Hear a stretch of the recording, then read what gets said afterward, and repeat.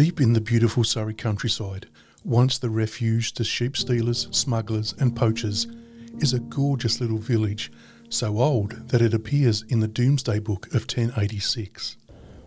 Its Tudor buildings and slowly moving river that bisects the village have contributed to it being called one of the most beautiful in England.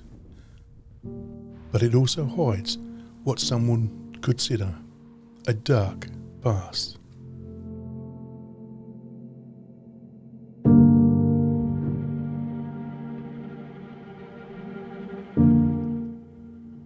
The village of Shere, along with the St James's Church, have been used for a number of Hollywood movies, using its quaintness and historic buildings to enhance the romantic feel of the work.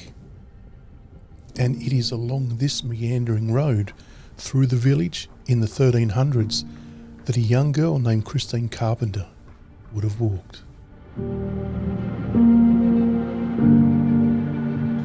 And it was in 1329 that Christine announced to the Bishop of Winchester that she wished to be removed from the world's distractions to lead a more pious life.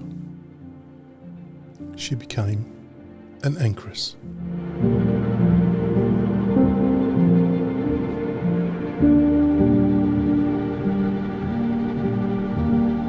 An anchoress was a woman who would withdraw from common life to dedicate herself to God and bind herself to the church by living the rest of her earthly life within a small cell.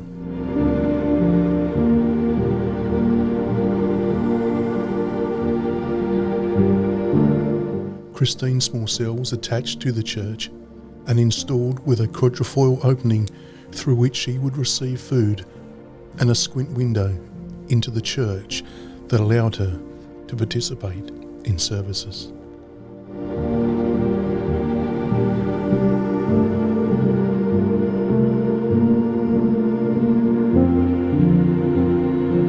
And as I look upon the side of that cell, where the outline of the walls and ceiling can still be seen today, I can't help but wonder why.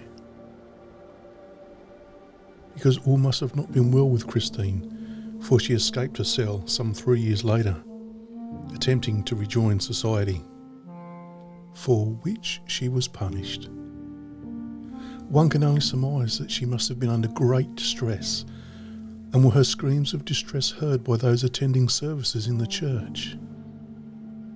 Of course, we will never know for sure, but I can't help but think that she was coerced into this life, especially when you consider, with the threat of excommunication for her sin of leaving the cell, she returned to the cell to live out the rest of her days.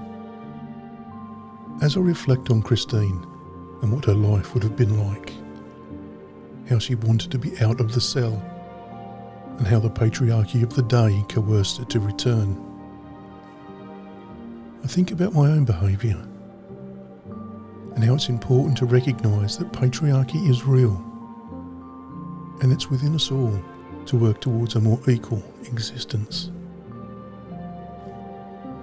So thank you, Christine, for sparking my curiosity to find out more about you and challenging me to be a better man.